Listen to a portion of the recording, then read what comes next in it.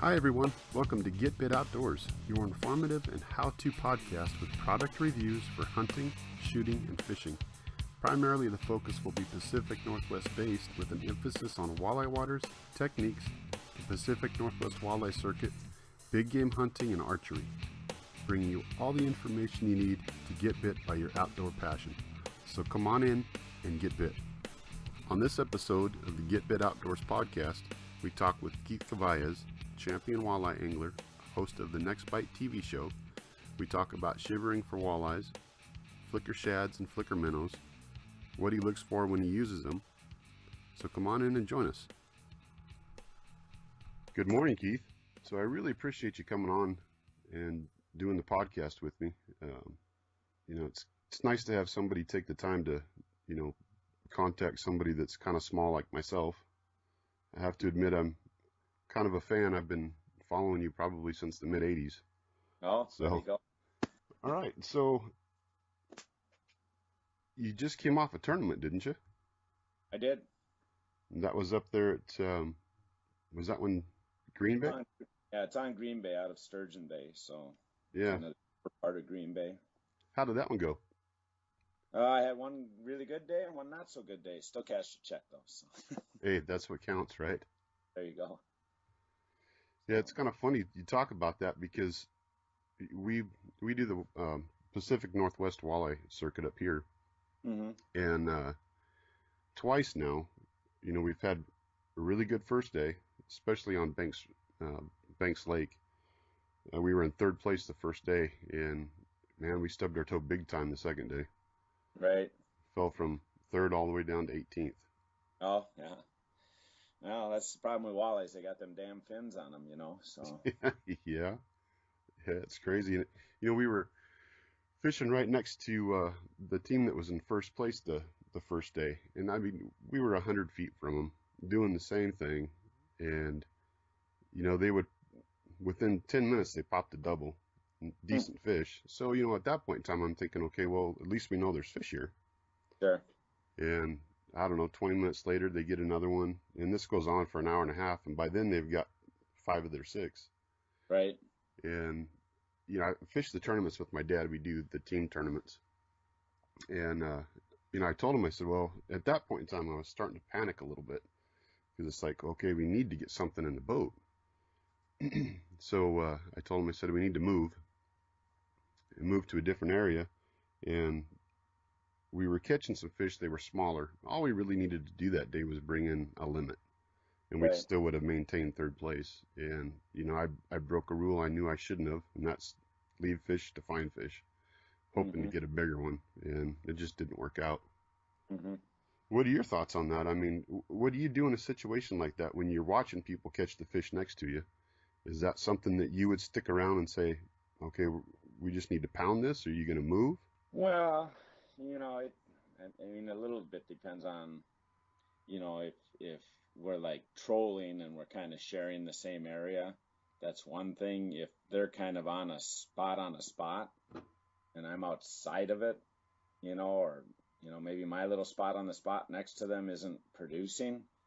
I mean, it can be a lot of, it can be, some subtle current under the water or something that's positioning them where those guys are and not where I am. So, I'm certainly not going to crowd in on them, but, in that case, I might just decide to leave. If I start to feel frustrated, I typically leave. Yeah, well, good. At least I feel like I made the right decision then, because that's what we were doing. Sometimes it is the right decision and sometimes it's not, because, same token, you'll talk to them later and they'll say, oh yeah, we slid right over where you were and started pounding them there too. So, it's just, that's fishing. So. Right. Yeah, it can be frustrating. That's for sure. It's still good though. Just kind of moving on. I was reading some of your bio and it says that you're a pretty darn good fish cleaner. Fish cleaner, huh? Yeah. Well, I didn't know that was in my bio, but I know how to clean fish. Yeah. Yeah, it was an interview I was reading from a few years back, and probably what you're talking about there is when we were young like that, Grandpa would take us out pan fishing, bluegills or perch or whatever it was, and once we filled up a 5-gallon bucket with panfish, the rule was nobody could go fishing again until they were all clean. So where the rest of my siblings loved to go off and play on the inner tubes or mess around or whatever, I wanted to get back out fishing. So my only option was to become a very good fish cleaner and clean that bucket of fish so I could go back out fishing. So that's always kind of been a high priority of mine, is to get back on the water. And I guess if it takes cleaning a bucket of fish, that's what it takes. Sure. I know my grandpa used to do that with me. I mean, he would come and take me out of school, back in I guess it was late 70s. He'd check me out of school, and we'd go out on the lake and, fill up a nice bucket full of perch or trout. And usually we'd spend hours cleaning fish. Oh, yeah. Yeah. That was good times, though. Still a good fish cleaner. I'm pretty fast with the electric knife now, so. But I really don't keep that many fish, so I don't get to practice my art very often. So. No. Well, that's good. So as far as you starting out with your walleye fishing, it wasn't until later that you started doing that, right? Yeah, I mean, when I was young, my family mainly fished, northern pike was a big one, some bass, obviously panfish and things like that. Pretty much, just anything that was biting. I mean, if somebody would take us fishing, we'd go fishing with them.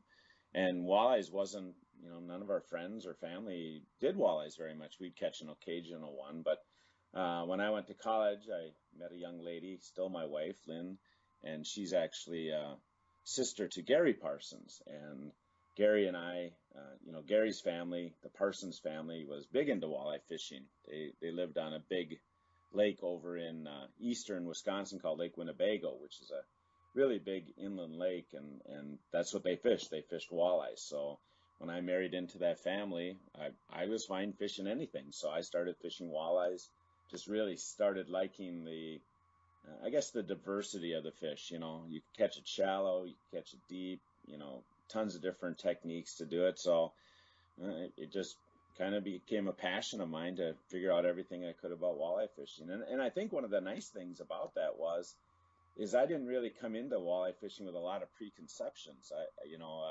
Some guys who grow up, say on Winnebago, they learn how to do one really good thing, or they grow up on a river and they learn how to vertical jig, or they learn whatever that local body of water is. Well, by the time I started walleye fishing, I hadn't had any of those preconceived notions. So I started fishing a lot on the Mississippi River. I started fishing a lot on inland lakes. I started fishing a lot on the Great Lakes. I go out to the Dakotas and fish reservoirs. And so I felt like I, wasn't kind of locked into any techniques or any areas, because it was kind of a fresh slate for me, So Sure. I actually think that was a little bit of an advantage for me. And about that time, tournaments started, and that's just been a great melting pot of information, just even if you don't do well in a tournament, you can sure learn a lot in a tournament. And it didn't take too long, and I was doing some of the teaching also. Well, and that's just it. I mean, I've learned so much from watching you, Gary and Chase, especially on your guys' new show, but even in the past, Right. you would read articles and some of the stuff that you guys were doing. A lot of times the stuff, it seems like in the Midwest, doesn't really apply to a lot of the stuff out here. It does, but it doesn't. There's certain techniques that I've tried for whatever reason. Maybe I'm doing it wrong, but they just don't seem like it works as well as what it shows, you guys doing. Right. And that's the thing about it is, as a walleye angler, I like to know every technique if I could. But then the tricky part is when do you apply that technique? When are the fish positioned where that technique will be effective, or when are they, interested in that kind of a technique? I mean, we're seeing a lot now with, where we used to always troll the Great Lakes. If you were on the Great Lakes, you always troll the Great Lakes. I mean, now most of the tournaments are getting doing some kind of casting technique. And it's not, a jig and a minnow or a jig and the leech. I mean, real kind of old school walleye techniques. I mean, this is real aggressive plastics or shiver minnows or lipless crankbaits, or, the guys are just really coming up with a lot of stuff now, again, just to fire these fish up in different ways that are actually more efficient than trolling. Sure. And it's kind of funny you say that, because, when I first started walleye fishing, my dad got into it really heavy in the 80s. And I'm fairly lucky because one of the best walleye waters we have in the state is 2 minutes from my door. So Cool. we we would go out and all he would do is troll spinners, bottom walkers and spinners, Right. and that was the only way that I really knew how to catch them. Right. And so it was one of those deals where I figured, okay, for a year and a half, 2 years, I'm not even taking a trolling rod with me, just because I wanted to learn how to jig for them.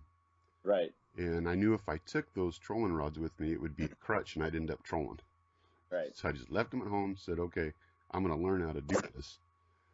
But yeah, there is. No, and that's a great thing. And that's why I said, tournaments were really that kind of a deal for me. I mean, I remember going the first time out to the Dakota reservoirs and we wanted to do some of the things we do in Lake Winnebago, troll crankbaits or troll, or cast jigs or whatever it might be. And quite frankly, we get out there and all these guys got these things called bottom bouncers, and we look at them or we're just kind of laughing at them, thinking, how prehistoric are these guys? Look at this big clunky thing they're running in front of a spinner. Right. Walks are way too finicky and finessy, and there's just no way we're not going to be able to cream these guys fishing our more finessy techniques. Well, it didn't take too long, and them casting almost all the top checks, pulling bottom bouncers, that I had some bottom bouncers and I started to learn it. So that's what I'm saying. Tournaments are kind of a cool deal, whether you're in them or whether even if you just follow them and start to hear about some of the new techniques and read magazine articles or watch a show on them. It's just, again, just learning the technique is one thing. Learning when to apply it is probably the harder thing. Yeah, exactly. That is the truth. There's times where, I was talking to you about the Shiver minnows, and I started doing that this year. Mm-hmm. Well, not this year, I shouldn't say. I guess it was last year, but I went up to Banks Reservoir and I thought, you know what, I'm going to try this. I saw it, how you guys were working it. I found some ledges and marked fish, and I knew they were walleye. Mm-hmm. So set a waypoint and came back and casted to them, and I mean, it was amazing how that worked. Mm-hmm. I was trying to do the cadence that you were showing, how you do it, and then I would switch back and try the cadence that Gary was doing. Mm-hmm. And both of them worked, but I found that if you came across a stretch where you'd show some arcs, come back and cast to them, if you didn't catch them, you could come back through and troll it and you'd catch them. Mm-hmm. So it was kind of like, okay, why are they reacting to the spinner and not the shiver minnow? But then on other days, you've got it where they won't. I mean, that's all they're going to take is that shiver minnow. Right. So, no, I mean, that's walleye fishing. I mean, if you ever think you're going to lock into one technique and catch them, I mean, this year on Green Bay, Green Bay is real close to my house, so I fish it a lot. I mean, last year I could go out starting in May and shiver it all year, catch them all the time, go to structure and catch fish. This year, I've only had about 2 good days of shivering all summer so far. And I don't know what's different. I mean, something is different. Obviously, maybe the bait fish are different, or the water temperatures, or the moss on the bottom, or something is different. And other techniques are working better most days. So does that mean I'm going to quit shivering? No. I mean, we've got some of our best shivering time coming up here, but it's just one of those things. Again, I mean, it's good you learned it. It's good you got on an active school of fish that bit shiver minnows. Because now it just gives you a second thing to do. If you're in a tournament situation or any situation and you're pulling your spinners around, you're marking fish and they just won't go, sometimes something like a shiver minnow actually makes fish bite that don't want to bite. They aren't really eating, but that thing comes swinging by them and jumping all around, and they just can't help themselves but bite the thing. And so, again, getting in an active school of fish is... a lot of people make the mistake when they're fishing, whether you're pre-fishing for a tournament or just regular fishing. When you start catching fish, that's a great time to try something new. Too many anglers, they go to a seminar, they hear about a new technique, whether that's shivering or slow death or whatever, and they go to their spot, they're fishing their spot with their regular technique, they aren't catching fish, and then they think, I should try that shivering. that's not really the time to do it. The Right. time to do it is when you're catching fish. Now think to yourself, I should just pull us off this a little bit, quit trolling it, and throw some shiver minnows. Or instead of a spinner, I should pull slow depth hook through them and crawler and see if that works. When they're biting, that's when I experiment. And so if you're lucky enough to get on a good active school of fish, that's the time to try new stuff and get some confidence in it. So that next time maybe it becomes your go-to technique instead of your backup technique. Yeah, and see that's the key word too is the confidence because if you're not doing it when the fish are biting, you're not going to have confidence in it, and it's not something you're going to try and continue to use. Right, right. So yeah, that's No, huge. confidence is big, and I always tell people if you think you aren't going to catch a walleye, you probably aren't going to catch a walleye, no matter what you throw at them. If you think you're going to catch a walleye, you've got a good chance of catching a walleye. So you always want to, if you're throwing something you don't think you're going to catch a fish with it, switch. I mean, just switch to your highest confidence, most confidence bait there is, and you probably got a better chance of catching a fish. Yeah, So. makes sense. So what are you looking for when you're using the shiver minnows? I kind of went back to, let's say, the bait fish. I know that where I was using them at last year, there was a lot of smaller perch. Mm-hmm. Where this year it seems like the perch, and it's really weird how they'll go in cycles like that. And it seems like this year they're feeding a lot on the crawdads. Mm-hmm. So I was thinking, okay, there's got to be a correlation with the shiver minnows and the perch compared to the crawdads. Yeah, I think there could be. The one thing I try not to get too hung up on is matching the current bait or matching the current forage and things like that. Um, Many times, if you are in a lake with a lot of forage, whether it's perch or crawdads or whatever, if there's a lot of forage in there, often you have to do something different than matching the forage to catch fish. Because if they want to eat a crawdad and there's a lot of crawdads around, they just eat crawdads. So you trying to look like a crawdad, you're never going to look as good as a real crawdad. So, a lot of times you have to switch around. Now, on the converse side, if you're fishing in a situation where there doesn't seem to be a lot of bait, maybe the fish are a little skinnier, they look hungry, you fillet one up and there's nothing in their belly, you're not seeing clouds of bait fish on your graph, you're not seeing minnows going around in the shallow water and stuff. That's a situation where knowing what they normally eat and trying to mimic that would be a good thing. So, I don't get real hung up on, they're eating perch now, so I should run a perch colored crankbait, or I should run a bait that looks like perch or acts like a perch, or a crawdad that moves like a crawdad. I try not to get too hung up on that because, again, if there's a lot of bait around, they can just eat what Mother Nature is giving them. Sure, yeah, and that makes sense. Mm-hmm. So what But would I think the one cool thing while we're talking about shiver, the one cool thing about shiver minnows that I've seen is you're able to sometimes, not all the time, but sometimes get fish to bite that aren't biting.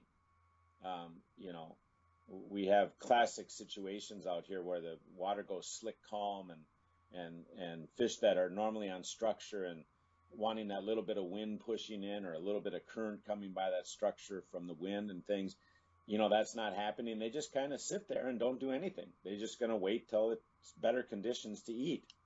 All of a sudden a shiver minnow comes zipping by, going back and forth, and then gliding and stuff. Sometimes I don't think they just literally can't resist it. It just literally triggers them into biting just because it's so different looking. And so that is the one cool thing about shiver minnows is that sometimes, if fishing is good, you'll catch them on shiver minnows, but sometimes if fishing is really bad, you can get them on shiver minnows too. what's the deepest that you usually fish those? I fish shiver minnows anywhere from about 6 or 7 foot deep all the way out to 90 foot. Oh, okay, good. So you can fish them as long as you can basically feel bottom, which on the big number 3 shiver minnow, that's almost an ounce. It's not that hard of a deal even to, it's very common for us to fish 30 feet. The nice thing about a shiver minnow is when you cast it, you can cast it a long way. And then on the big ones anyway, you can cast them a super long way. But then the other nice thing is you can actually count it down as it's going down, and it pretty much falls at 2 feet a second. So if you count to 20, you've cast it up into 40 feet.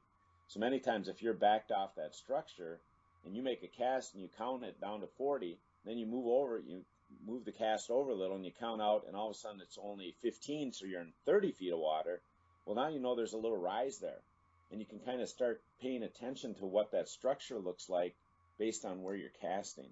And all of a sudden, if you start catching fish on a 17 count, you know you're on the side of the break, and you know you just kind of keep casting to the sides of breaks instead of the top of the hump or the bottom of the ledge or whatever. So it's a really nice, I'll call it a lure that probes the structure really well, because you can do that countdown stuff and actually cast and see what's happening as far as depth out on that structure. Now, as far as structure goes with those, is there certain ones that you don't fish it on? I would say no. I would say anytime fish are related to structure and the water is somewhat clear, because shiver minnow is a fairly visual tactic. The fish have to be able to see it jumping around. I'd say if you have structure and fairly clear water, 3 foot, 2 foot visibility, I would definitely look at using a shiver minnow. Gotcha. Yeah, no, I tried to do it a little bit around there was a rock pile that came off and then tapered down into sand. Mm-hmm. And I was trying to get it right on that break of the two structures. Mm-hmm. And I don't know, I think I lost like 4 of them. Well, moonshine thanks you for that. You know, yeah, no doubt. Somebody that builds them. So, no, I mean, that's part, that is part of the problem. Whenever you're fishing structure, no matter what you're, a shiver minnow, a crankbait, even a bottom bouncer and a spinner, if you're fishing rocky structure, if you aren't in that structure right next to it, you ain't going to catch fish. But that does mean you're going to lose some tackle. So, yeah, it's a lot easier to lose a 30-cent jig than what it is a $7 shiver minnow. And I agree with that. I mean, and again, that's a little bit of a trade-off. Again, if it's firing up fish that won't bite any other way, well, maybe it's worth losing them once in a while. Right. But the thing I try to do is, if I get to a situation like that where I'm going across a lot of rock and then I get to an area or get to the break where it's more of a sandy or gravelly, it's not so snaggy. A lot of times I'll do a lot more of that shivering, that quick cadence, jumping it back and forth across those rocks until I know I'm kind of clear of the rocks, and then I let it glide.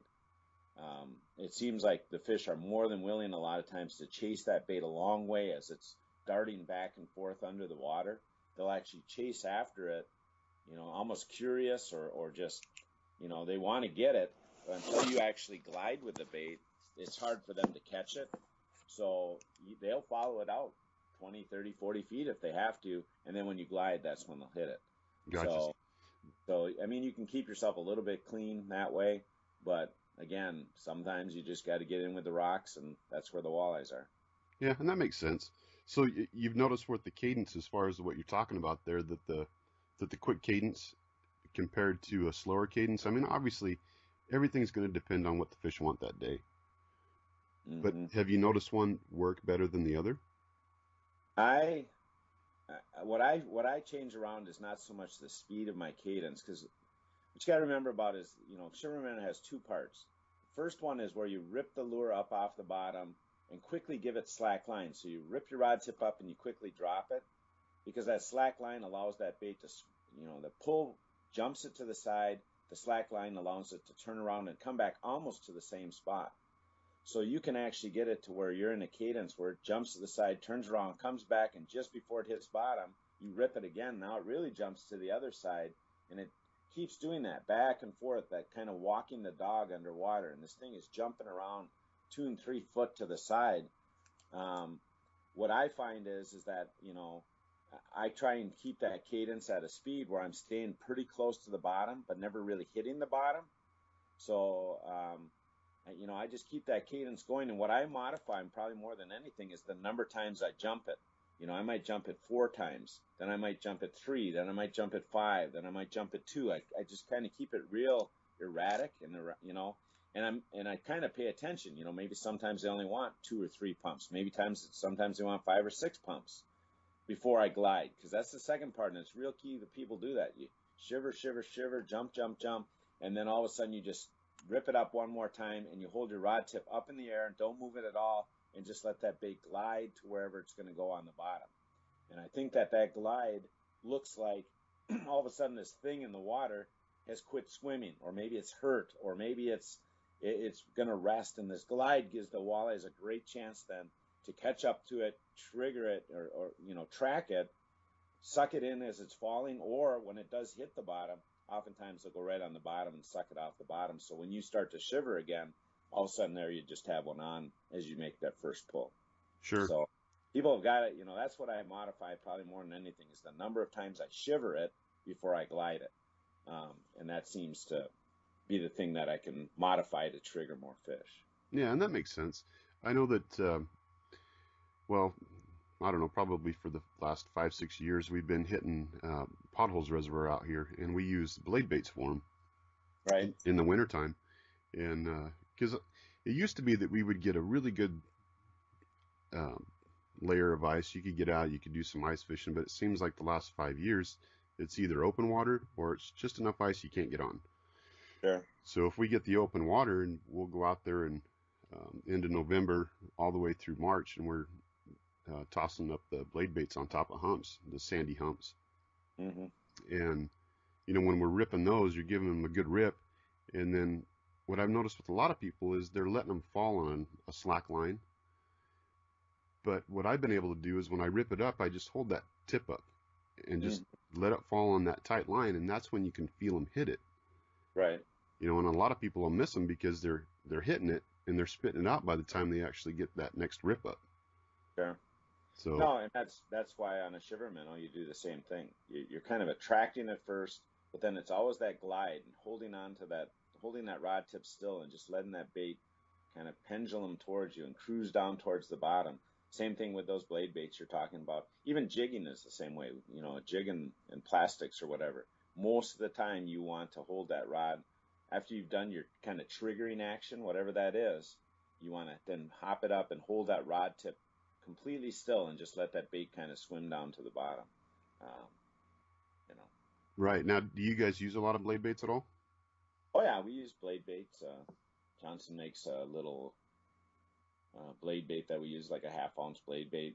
What we typically do, probably, in fact, Gary did a show on the Next Bite last year on it. A lot of times what we're doing with blade baits is a little bit smaller hops than most people think about. Just a little bit of like maybe that blade buzzes 3 or 4 times, and then we're letting it sink, just to get their attention more than anything. And I think that's probably more in like clear water situations. In dirty water situations, you want to make lots of noise. You're probably ripping it a little bit more, but in clear water, you're really just trying to get that fish's attention, and then he sees that blade bait kind of, just kind of shimmering down to the bottom, and as it's shimmering down, they might bite it, or again on the bottom. A lot of times they'll just pick it up right off the bottom. And in fact, the new thing is, I mean, if blade baits are working for anglers out there, lipless crankbaits are getting to be really big in walleye fishing. Just the standard one is like a rattle trap. Rattle trap doesn't happen to be a real good one for walleye fishing because it's got too low a pitch rattles. But there's the War Pig from Berkeley. There's the Rattling Raps from Rapala. There's Red Eyes from Strike King. They all have a little bit higher pitched rattles in them, and those are getting to be a big alternative. Whenever you think you can use a blade bait, to actually try one of those and fish it very similar, just pulling it up a little, making it kind of wobble and wiggle, clatter them beads in there, or the rattles, and then just let it glide to the bottom again. So you've noticed that higher pitch rattle is what's attracting the walleye.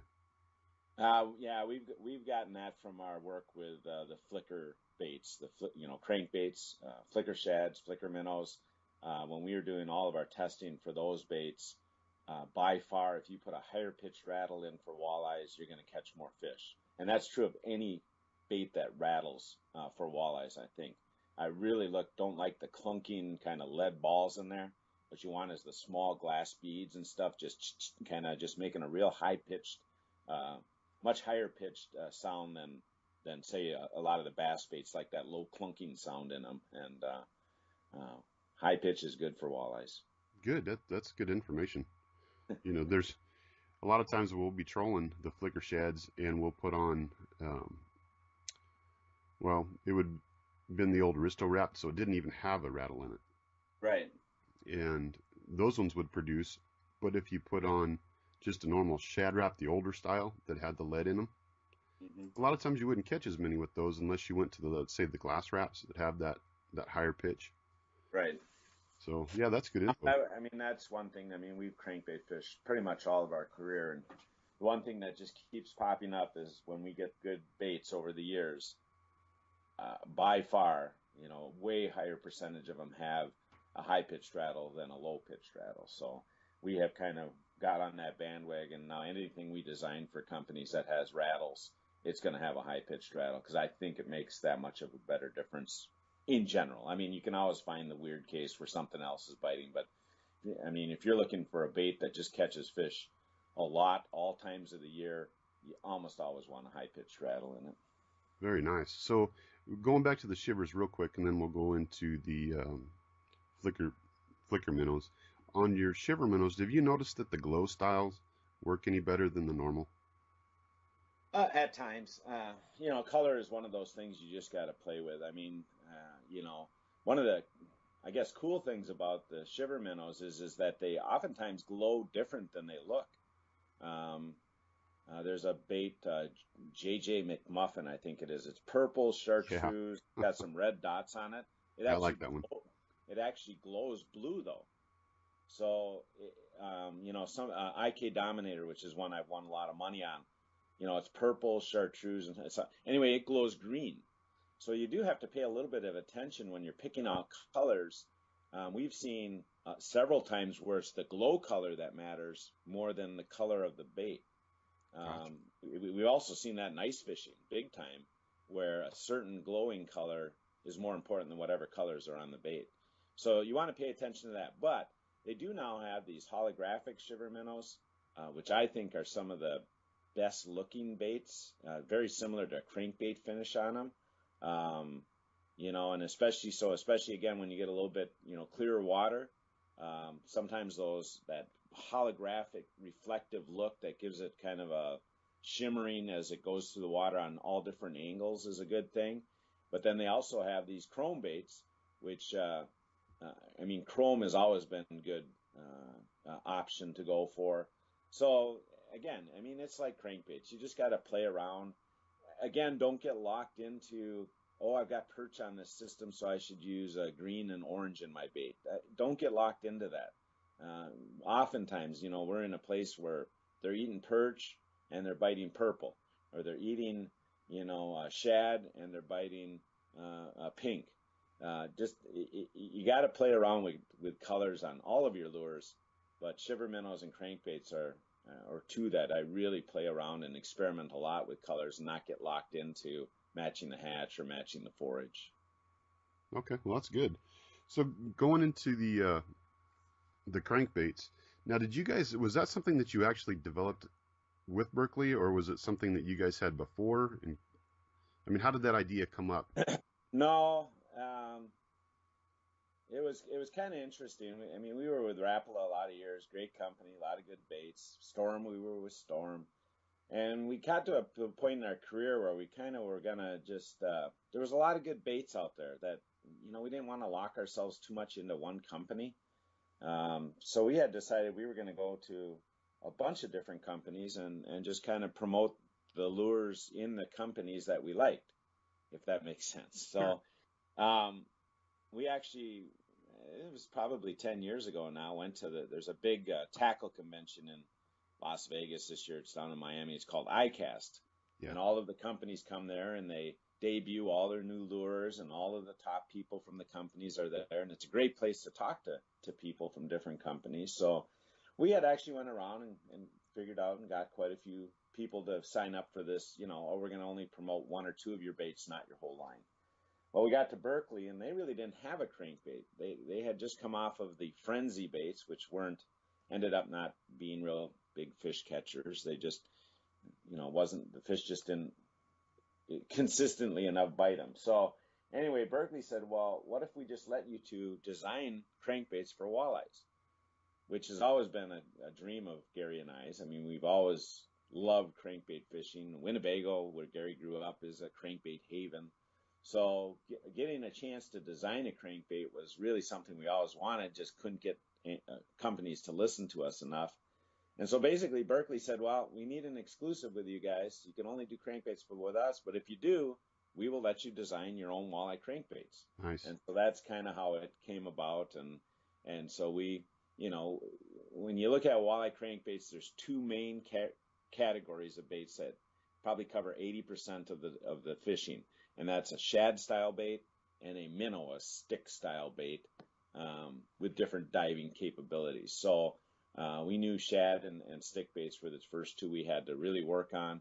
Shad baits, we took a couple of years to get those right. People ask how we knew they were right. We just fished them in a lot of places and caught a lot of fish with them. We literally told Berkeley when we went in there, you can't introduce any baits until we give the okay. So they kind of went out on the limb because it's expensive to build crankbaits. It's right. very expensive to build molds. It's very expensive to build prototypes. We wouldn't let them just run them in a tank and, oh, yeah, they look good and put them out there. We literally had them build, 20 prototypes at, $2,000 a piece to go out and fish with them, and here we are with these, super expensive prototypes, and we're running them in rocks and sticks and losing them. And, oh, no. They quivered a little bit about that, but in the end, we got a bait that had, baits that have an action that catch walleyes most of the year. And that was a big thing, is to get a bait that has a big window. You can start fishing them in April. I can fish them all the way till October, November. They catch fish year round. They have characteristics that trigger fish. And so, I would say, I tell people we got lucky with the flicker shad and flicker minnow, that they're as good as they are, but it really wasn't that much luck. It was just a lot of fishing with the baits and finally coming up with actions that the walleyes liked. Sure. Now, as far as the flicker minnows go, that's something that obviously it's a big hit. I mean, I know myself, I've probably got, well, at least one of the molds, so $2,000 in flicker minnows. I know a ton of guys that have that as well. Right. The nice thing about it is the fact that those are affordable. Yeah, and that was one of the things we really worked at with them. It was like, we want everything to be good. I mean, we still put like a triple grip on there. We still, we want a high quality bait, but walleye fishermen go through baits, and we don't just cast one bait at a time. In Wisconsin, we can fish 3 rods. So if I'm out on Winnebago or Green Bay, I'm fishing 6 crankbaits at a time. And if one color is working good, I want to have 6 of that out there. And so we all buy 4 to 6 of every color, yep. Carry it with us in case that's the hot bait. Well, we had to get that through their mind that you can't charge $7, $8 a crankbait and expect guys to stock up on them. So they were able to really work with their manufacturers and work with, packaging and all kinds of things to make sure it stayed affordable. And they did a great job of that. I mean, you can almost always now buy flicker shads $3.99. Flicker minnows are $4.99. It's still way less than a lot of the other baits. And the good thing is, even though they're less money, they typically catch more fish. So it's just a really good combination. And, anglers are happy. Berkeley's happy. I'm happy. Everybody's happy. Yeah, well, like I said, it's an incredible bait. I mean, and I'm so glad to see that they've came out with such a wide range of sizes. Right. Obviously when they first came out, you just had, what was it, the size 5 or 7? 7 and 9, yeah. 7 and 9. Yeah, so it was good to see them come out with those for, your shallow water and whatnot. So, well, and I think one thing that people don't realize is that they would love us to come out with more baits every year. It just takes literally some of those baits took 3 years to figure out exactly what was, to get a special action, to get something that the walleyes just really liked. Some of the shad baits, man, we took them out everywhere we went. Boom, we had it, Some of the minnow baits, literally it was 3 years, and now this one ain't working. Change something, move a ball around, move a bead around, move the pull point around, move something, change the bait style.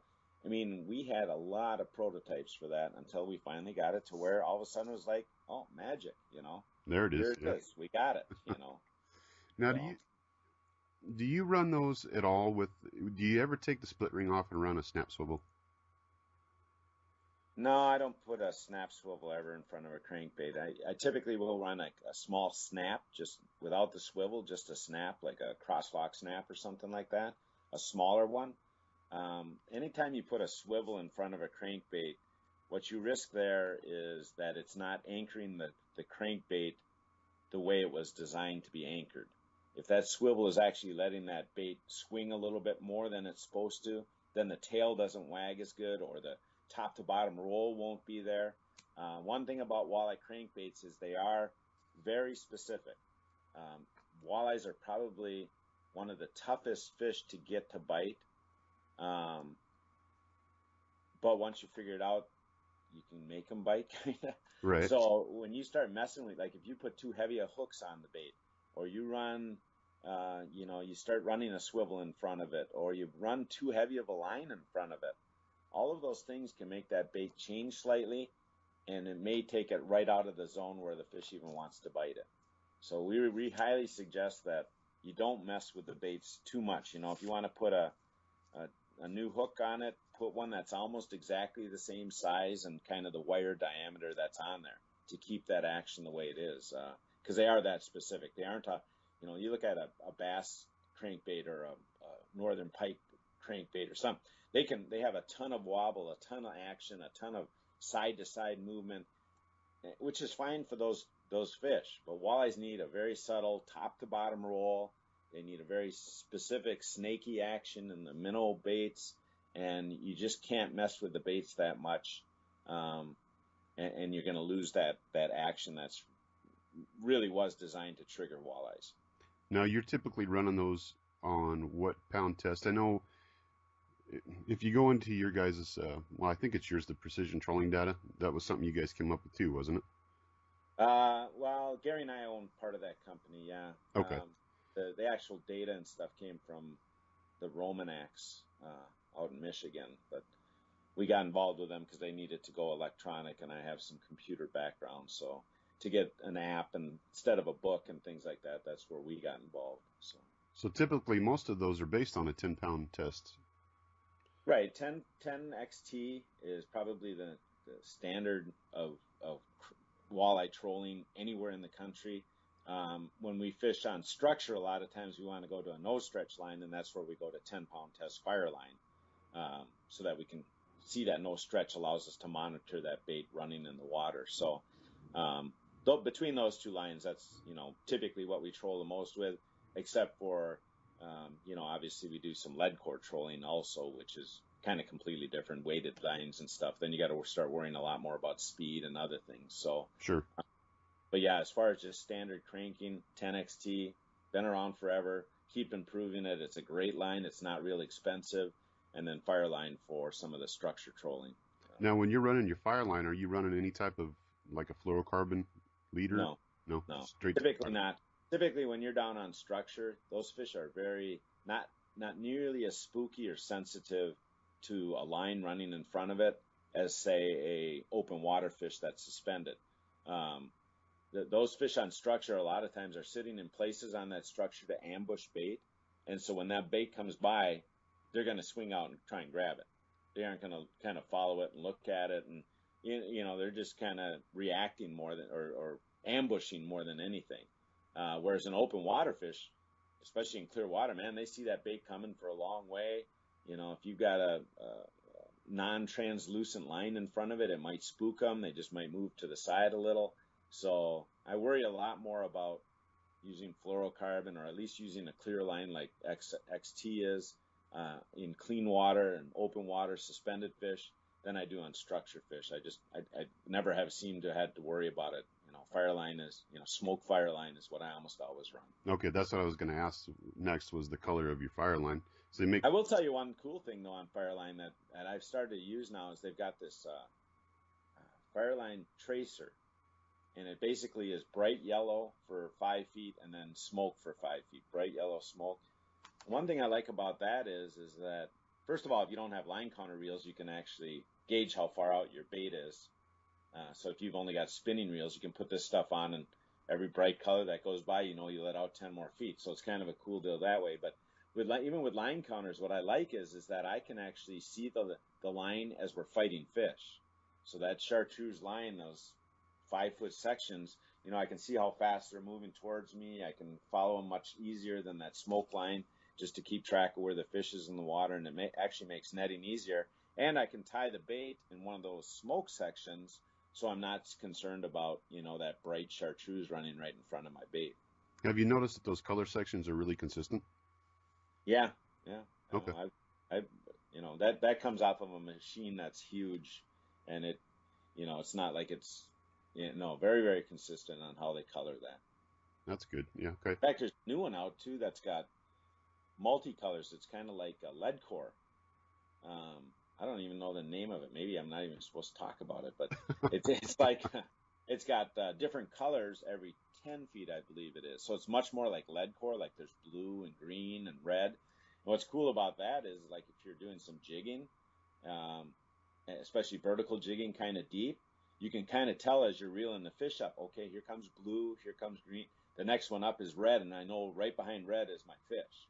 So you can really tell how deep that fish is, or how deep you're fishing too, with the colors of the line. Well, that's something we'll have to keep an eye out for. Yeah. So when you guys are running your flicker shads, flicker minnows, I know typically, like, what we like to do is try to run them between that 1.8 to 2.2. Uh-huh. Is that pretty basic, or, have you found that maybe running them a little faster? Because I know there's some guys here that are running them upwards of 3 to 3.5. Right. What I always try to do with any of that stuff is what I call pushing the envelope. If I'm trolling along and I'm catching fish at 2 miles an hour, and the first thing I want to try is to see if I can go 2.5 miles an hour, because now I'm covering a fourth more water than I was, just running a little bit slower. And if they continue to bite at the same rate or maybe even better, then I might push it up to 3 miles an hour. And I'm taking half-mile jumps there. I might only go 2/10 faster and 2/10, whatever. But I always try and push the speed. If they're willing to bite at a faster and faster speed, that's just better for you because you're covering more water and covering more fish. But if you get to a point where, man, I come through this spot and I caught the heck out of fish, I turn around, I go through faster, I catch the heck out of them, go faster, and I don't catch them, then you kind of figured out, now I'm going too fast. So always push the speed, especially in summer. Once you get past May or so and the water's getting a little bit warmer, you definitely want to push your speed. Spring and fall, a lot of times you literally have to go to a crawling speed, 1.2, 1.5, much, much slower, because just quite frankly, the fish aren't as aggressive or, active that time of year. Now, when you're running them that slow, are you running them with a snap weight? Or are you running them behind lead core, to get them alive? No, a lot of times we're running them just, again, behind mono or fireline. The thing to remember about a crankbait is you can, as long as a bait is wiggling and diving, it will go the same depth at that's really slow speed as it will at 3 miles an hour, 3.5. As you speed up, the bait pulls a little harder and it feels like it's digging harder, but you also have a lot more resistance on the line that pulls the bait up. So they kind of counteract each other. In the studies that Precision Trolling has done, 1.5 to 3.5, a bait will run within 6-8 inches of depth at all those speeds. Oh, okay. Very little difference. If you don't have any kind of weighting on your line, very little difference on how deep a crankbait will actually run. And I think it's 1.5 to 3.5, but it might even be 1.2. It really doesn't make that much difference. You can still use that app, look up your depths and you'll be fine, as long as you're using fireline or monofilament. Gotcha. Well, that's good info. When you're starting out, let's say you go out, you got in your mind that you're going to run your flicker shads, flicker minnows, what typically do you start with? Are you looking for the forage base? Are you looking to say, okay, which one are you going with? Well, I think when I go and I fish, the first thing I always look at is, well, what size fish do I think I want to catch? And that might sound kind of goofy, but, for a lot of years, Winnebago here had a lot of 16 to 20-inch fish. So they're a little bit smaller. So the last thing I want to do is run like a number 11 bait in front of them, because I think you really restrict how many fish might bite that big of a bait. Whereas if I go to Green Bay, which is 20 miles away, but it's a Great Lakes, there's a lot of 8 to 10 pounders up there. There I don't necessarily want to catch small fish. I'm looking for bigger fish. Then I definitely want to go to a bigger bait. So a lot of times, based on what I think I'm going to catch on size of bait, that's kind of tells me how big of a bait I should run. One of the big mistake anglers make is they pick their bait based on how deep it will run. They pick a bigger bait because it'll run down deeper than a smaller bait. But sometimes that's not the right deal to do. You got to look at what you think you're going to catch. So again, the size of the bait oftentimes is dictated by how big a fish I'm going for. After that, as far as color, what I really look at there is, again, going back to forage. If I see a lot of forage in the lake or they have a lot of food, I go gaudy. I don't put anything on that even looks like what they're normally eating. I use a lot of chartreuse and purple and pinks and reds and blues, just off the wall things that I think are going to trigger that fish into biting something they aren't used to seeing. Whereas again, in a more sterile lake, where you're seeing very little bait fish and stuff, then I want to find out what they normally eat and try and match that hatch a little bit closer. So, but even in that situation, I might, if I'm on a perch thing, I might run a bunch of green and orange type pattern crankbaits, but I still might throw a purple and pink one out there just because, Right. You never want to think you know what a walleye's thinking, because they, first of all, don't think, they just react.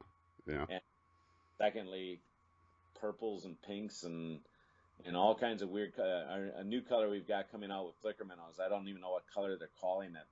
It's got a lot of black in it, kind of a black prism. It's really a different looking bait. And you went looking at it, it's like, yeah, well, that's kind of a plain looking bait. But in testing, and now we have some of them, I mean, everywhere we go, they want this dang color. So it's like, we think too much sometimes. We got this great big brain and we're thinking about, how we're going to fool that fish. What we don't realize is they don't have a brain. They don't think. They just, something happens and they either bite or they don't. And so oftentimes just giving them options and letting their instincts tell you, kind of tell you what to use is a much better deal than trying to sit there and think about what you should use. Now, when is that one coming out? They should introduce that at ICAST here, so I would think in September or October. Oh, okay, good. I think they're coming out with a fair number of new colors. Probably, if I told you, I'd have to kill you.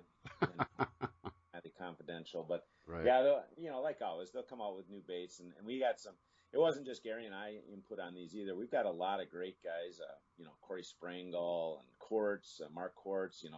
Anglers of the years, guys who've won lots of tournaments, giving some input on colors too. So some of these colors are not things I would necessarily pick, but now that I've been able to run some of them, I mean, they're great colors. So yeah, well, like you said, always exciting stuff, always new stuff.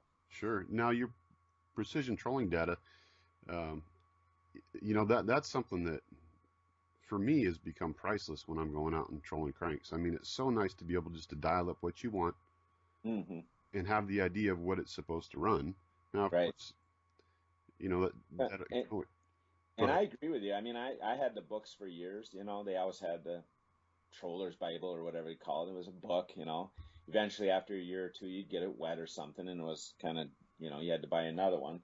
But the nice thing is and grabbing the book and stuff was always, I had it down in some compartment in some plastic bag. And well, now we all run and our phones are out all the time, whether we're taking pictures or texting our buddies we run our phones all the time. So now it's like you said, when I'm out trolling, and especially if I start catching fish on a certain bait, maybe I've got 100-foot back on a 7 flicker shad. I looked that up and I said, oh, okay, well, that goes down. I don't know what it is, but 12 feet. Well, now I want to run a flicker minnow. I want to run a 7 flicker minnow. And I look up, how do I get that to 12 feet? Because I know that's the right zone. I just now want to figure out if there's a better bait in that zone. Sure. I mean, and it's so simple that it really does take a person from being kind of a novice or a kind of a random troller, I'll call it, just kind of put lines out. Now you can be much more precise, once you figure things out, to get more baits in the right zone, to get more different actions in the right zone, and really, figure out the pattern for the day or the week or whatever it is. And that app is just really, really nice. And people ask, why don't we do the book anymore? The problem is that the book used to have I want to say like 120 baits in it. Well, now the app has over 300 baits. It's got more line types. It's starting to get data in there about when you're using lead core, you got to worry about speed. So based on different speeds, how deep do baits go on different lead cores? I mean, there's so much data you could never put it. It would be like they used to sell the Encyclopedia Britannica. You'd have to have a shelf of books in your boat to hold all the data that we're starting to put in there. So, so the app, electronically delivering it was the way to go. And we're looking at some other alternatives. If people don't like to use their phone, we might come up with an alternative or two in the future here. But for most anglers, we're just seeing sales really, 2 years ago, they were pretty good. Last year, they were really good. This year, they're like off the chart. It's like people are really starting to realize what they're getting. It sounds like a lot of money to spend $100 on data, but we spend $100 on a mapping chip in a split second. We buy 12 crankbaits in a split second for $100. We spend money, and this is the kind of stuff where when you buy a lifetime membership, you get every lure for the rest of however long the app is around. Well, and that's the good thing. I mean, when you really think of $100 for what you're getting, and like you said, you're getting the updates, you've got all those baits, and it's right at your fingertips. Right. And that's priceless. And people say, well, it's an expensive app, and it is. $100 is an expensive app. But we used to spend $60 on the book, and we'd buy it every 2 years. So, you buy 2 books, and it's the same as buying the app once, and the app never wears out. So, we've been real happy with that. Anglers are real happy with it. The good thing is we've got, a lot more testing that we've planned for this summer, and so there'll be a lot more new data out there, and the new data just keeps getting more and more interesting, especially with like lead core and some of the snap weights and cue weights and some of that kind of stuff. Seeing how some of those react to speed is a very cool thing. Now, what's the deepest you're going to run those flicker minnows, flicker shads? I mean, are you running them out to 50, 60 feet? Well, they don't dive that deep on their own, but right. As a lead core, you could certainly get them down that deep. We fish the eastern basin of Lake Erie sometimes, and oftentimes there's a thermocline around 50 foot deep, and running just above the thermocline is oftentimes a really good pattern. So yeah, we run those crankbaits if we have to, but it might take, putting a snap weight in front of it or putting lead core in front of it, or, it's surprising how one big split shot in front of a bait will actually make it run quite a bit deeper. So, whatever it takes, running Fireline makes your bait go a lot deeper because it's a thinner line. So if we've got to go deep, there's things you can do to get it that deep. I would say 50, 60 feet is probably the max we've actually run crankbaits most of the time. So that's plenty deep. Sure. Yeah. And we've got some deep reservoirs. So a lot of times those fish are sitting down there and, you want to cover some water. So. Yeah. Well, we fish the Missouri River reservoirs a lot. And oftentimes, like, we've got a tournament coming up in 3 weeks, we'll head out there, where one of the key things will be getting out on the sharp breaks and fishing 40, 50 foot deep with crankbaits, running lead core and trying to work along that break as precisely as you can, keep the baits in the right zone. And so that's oftentimes a good technique out there, especially in the summer when they drop a little bit deeper. Gotcha. So what's your thoughts on the state of the walleye tournaments? My thoughts on the state of the walleye tournaments is they might be in as good a shape as they've ever been in. I think the cool thing about walleye angling right now is anglers have so many options. Back in the mid 80s when I was doing it, there was some bar tournaments and the MWC, the team tournaments started. And that was your options. A couple bigger tournaments, a Mercury National or a Wave Whacker out of Mille Lacs. There was a few bigger individual tournaments, but that was your options. Now, man, it's like you said, you could fish, the Washington State circuit. You can fish Iowa. You can fish the Dakotas have a circuit. AIM has a real nice set of tournaments in Minnesota, North Dakota, and Wisconsin. MWC is still around. NWT, the National Walleye Tour, which is the one I fish, the Pro-Am circuit, we're averaging 135 boats a field. And that, we haven't seen that since like the mid-90s. So I think you're seeing, because of all of these regional circuits, even local circuits popping up, that as guys fish those, they realize, you know what, I really like doing this, and I'd like to step up to the next level, whatever that next level is. And so we're seeing more and more participation in walleye events. We're seeing a nice trend, especially like with AIM, where people aren't even bringing fish in, they're just measuring them for the tournaments. I think that's a great thing. So I think the sport is actually in very, very good shape, and it's a great thing, because I like fishing tournaments, and so do a lot of other people. Yeah, well, you know, and we, like I said, we've got our circuit here that it's consisted of, well, 5 events, and then you got the championship. Sure. So we've kind of noticed a decline in the participation compared to what it was, let's say, 5 years ago. You know, we're still averaging right around 50 to 70 boats.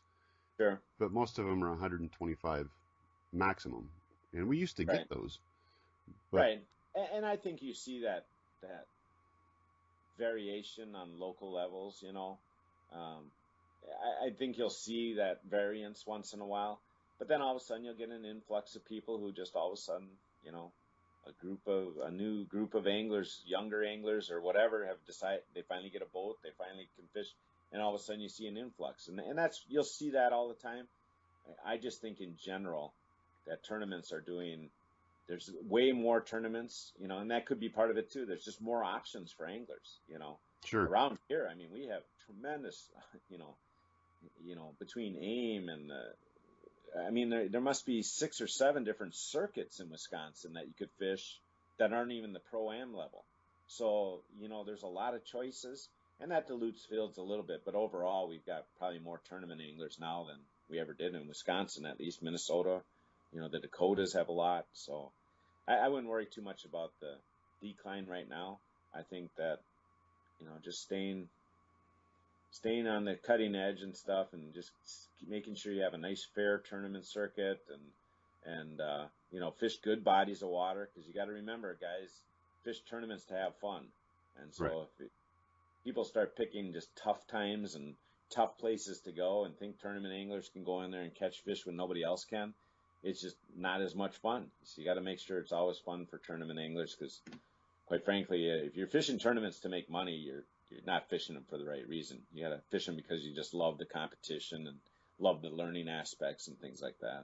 Yeah, and that makes sense. You know, it would be kind of nice to be able to see, and I don't know what your thoughts are as far as angler, co-angler compared to team events. But, you know, it would be nice to be able to see some of the angler, co-angler here, only because sometimes it's really hard to get a partner that's willing to do 6 events. Right. Yeah, well, and I know, like, what we did, what AIM, I'm involved with this AIM tournament trail, and what they've done there is basically you can have a captain, but the captain can use several different partners. Doesn't have to be the same partner. He gets the points towards a championship or angler of the year, team of the year, whatever it is. So that's helped some, because like you said, maybe you got one fairly active or avid guy, and then you're trying to find another one, and you know, it doesn't always work out that way. But if they can spread it across 2 or 3 people, then all of a sudden he can fish a full circuit and, you know, collect the points to get whatever final awards or whatever there might be. So, I mean, that's something to always consider. Just make it easy for the anglers to get in. Don't give them, you know, hurdles to get over. Make it easy to get in and fun to be in there. Excellent. So what's new for you on the horizon? What's new for me? Yeah. Well, we're doing some things with the industry with social media that are kind of new, but it you know, it's more the next bite. I mean, the next bite keeps evolving. We keep getting more and more employees, it seems like, and the show is doing really good, and we're getting really good response from people. So we just try and keep improving that.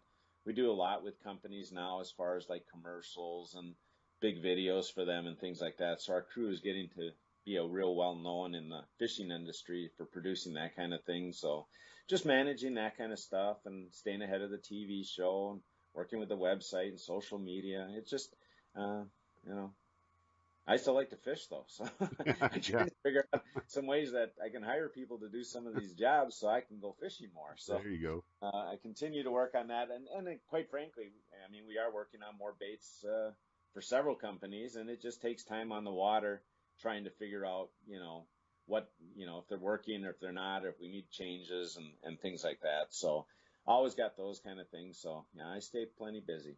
That's great. Like I said, that Next Bite show has done, you know, as far as teaching what we need to know, and Right. it's been leaps and bounds for what it's done for me. Yeah. Just be able to. I've always, when I was young, I used to watch, there was like, I hate to say how old I am, but there was like 4 fishing shows, Dance and Lindner's and Babe and, whoever else. I mean, there's 4, 5, 6 shows, and I used to watch them all. And the one thing I never liked was when they were catching fish. Tell me what you're doing. Are you moving the rod different? What lure are you using? What color are you using? Tell me the details here, And I always hated when they were just in the boat catching fish and ha ha ha, it's fun. I want to know what you're doing here so that maybe I can apply it to what I do, And so we went in when we started doing the TV show. That was always been one of our emphasis points is tell people what we're doing. Don't just go out and catch fish. Tell them how we found them. Tell them how we figured out the action. Tell them why we think the fish are sitting where they are. Tell them everything we can think of, because that'll make them better anglers. And that's really the goal. Are we going to have fun? Are we going to laugh? Absolutely. That's fishing. Fishing is fun. But teach the people how to fish, and we'll have a lot more people watching the show. The good thing is now the show is really available. Even people who don't get NBC Sports or Discover America or WFN or any of those, you can go online now, and I know they got at least the last 4 seasons, and might even be more now, on a little thing called Waypoint TV. You can actually go on. It's free. You can stream them. It's a great streaming site, really high quality, really nice stuff, and it doesn't cost anything. So you can go back and watch, I know for sure, the last 4 seasons, and it might even be more. So we have our stuff on YouTube, all of our shows. We've got a ton of tips on YouTube. So we really are getting the stuff out there. And if you want to see the next bite, it's pretty easy to find it now and see whatever you want to see. Well, I know from an angler standpoint, we do really appreciate what you guys are doing for it. So, and again, Keith, I appreciate you coming on, taking the time for the little guy like me. No problem. Sharing the information you have. And There you go. I appreciate it. And hopefully we can talk to you again soon. All right, man. Sounds Okay. good. Thank All you. right. Yep. Bye-bye.